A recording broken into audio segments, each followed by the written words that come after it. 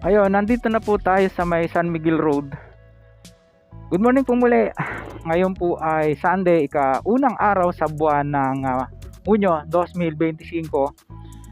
Oras na po natin ay alas 8:20 ng magandang umaga. Ngunit makulimlim. Nandito po tayo kasalukuyan sa San Pablo City. At yung nakikita nyo na yung barangay road ay San Miguel po yan.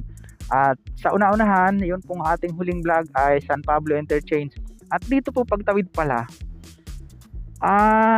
ibig sabihin magkakaroon po dito ng viaduct, ang expressway, no? Para sa ilalim yung daan ng barangay road. So hindi po siya tunnel. Ayan, nakita kasi natin may ginagawa doon. Tapos ayun sa kabila. Tapos ito yung mga girders pa rin. Then, dediretsuhin po natin doon. Ito po ay tatawid uli ng magko-cross siya, papangita yung itong expressway saka yung bypass road ng Alaminos, San Pablo City, diyan sa may una-unahan ng konti, sa may Santa Maria po yata, kung di ako nagkakamali, no? Barangay Santa Maria. At dito po napakaluang na siya, bali lalabas 1, 2, 3, 4, 5, 6 lanes. Pero originally yung nasa road maps po ng San Miguel mismo saka ng DPWH ay 4 lanes lang po yan, dalawa magkabila. Siguro dito sa island kasi lalagyan siya ng concrete barrier dito sa gitna or island. Siyempre magkakaroon ng espasyo, and then yung isa ay shoulder lane, no? Yan, ganun ang mangyayari siguro. Ang tanong, makatawid kaya tayo dito? Ito po yung isang ginagawang tunnel dito o tulay. Ay, lampas. Silipin lang natin. Ito yung kanilang concrete paving machine, no? Dalawa. Ganda.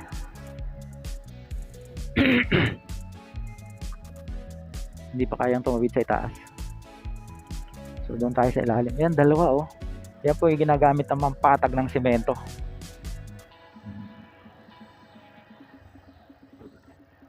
Uy, may bagong aning papaya. Ayun, medyo mapalad tayo dahil hindi na ganoon kaputik, no? Ayan, ganyan kakapal yung semento niya, mga kabayan. Parang tingin ko mahigit siyang ruler yan, ano? Ay, sanaw. Grabe.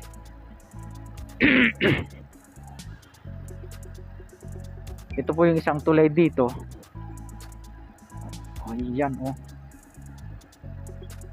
engine brake. Ayan. Silipin natin. Ang lakas ng agos ng kasi kauulan lang kahapon. Lakas, dati hindi ganyan yan. Ayan, Tapos may riprap para hindi gumuho yung ilalagay na tambak, no?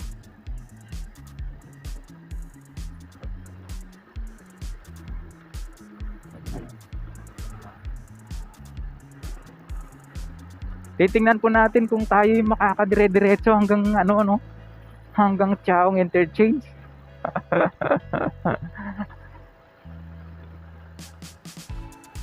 Kasi nung nakaraan ay umikot tayo dyan sa Maharlika Highway kasi ay ongoing na construction, so hindi uubra, no?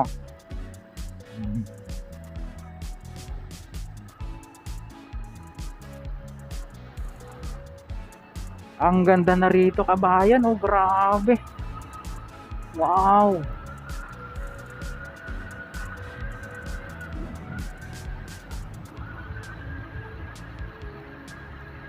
Ganda, ang kinis ng kalsada.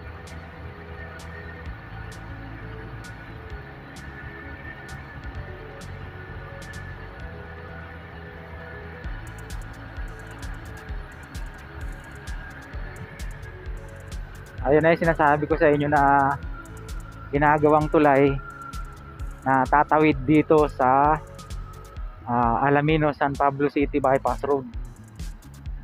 Oo. kuha tayo ng bagyang aerial shot. Here we go.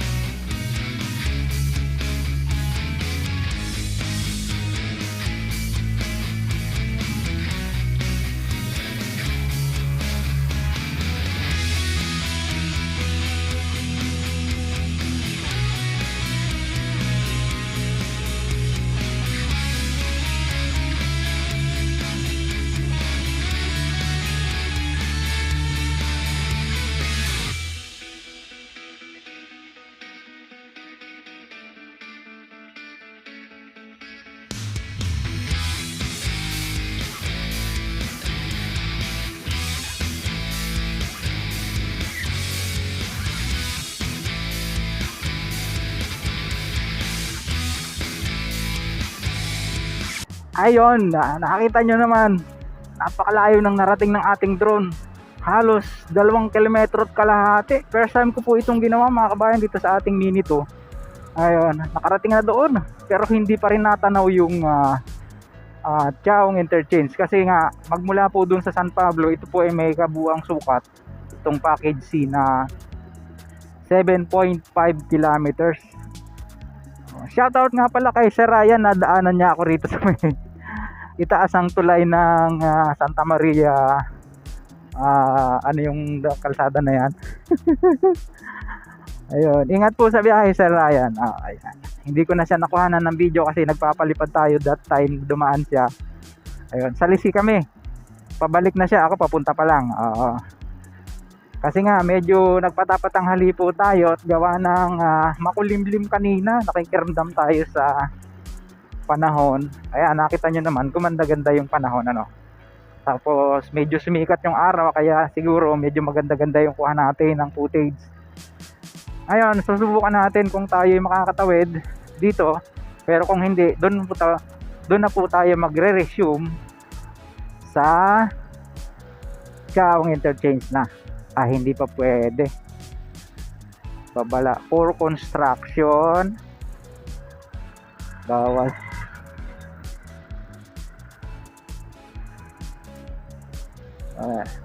Ayun, ito na yon. Ayan yung kanilang mga ginagamit na pantaklob sa pagsisemento.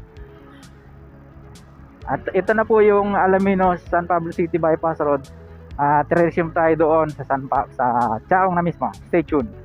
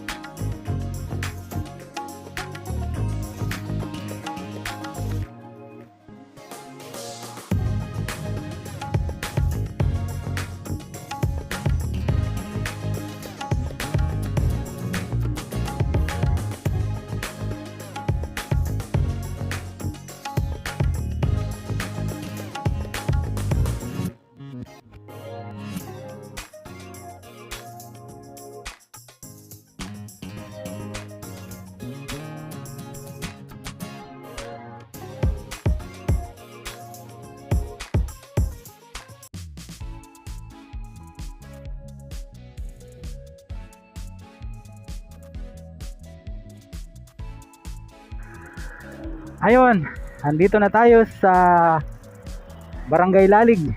At ikutan lang natin itong mini circle, no. Ito na po yung interchange bridge yung nasa likod natin. At pinapunta natin doon yung ating drone. Natanaw na po natin yan kanina doon sa may galing tayo ng Santa Maria, no. Kaya lang medyo may kalayuan pa nga. Habang bumabiyahe po tayo dito, ay ayan, ikot-ikutin natin yung ating drone. Sundan natin siya.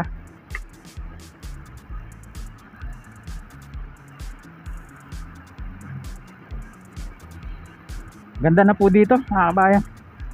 Slow down. May na-aksidente ditong truck. Ayan, oh. Warak ang nguso. Nakalagay dito, no overtaking. Ito na yung mini circle na inikutan natin kanina ng drone. Ayan, nakikita nyo. Tapos u-turn tayo dyan, pabalik tayo doon. Oo, dito sa may Villa Escudero may ginagawang poste, oh. Grabe ng lubak dito. Hacienda Escudero. Yeah.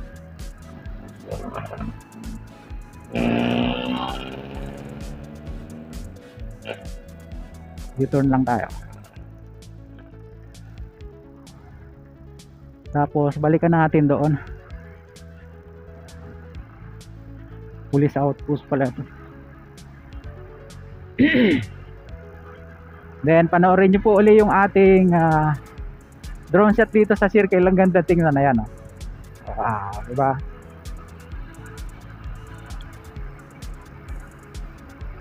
Yan po muna yung ating vlog na na-share sa inyo dito sa package C naman ng SLEX TR4. Hanggang dito tayo sa Chaong Interchange. So malapit-lapit na, no? Hopefully this year ay maging ano na to,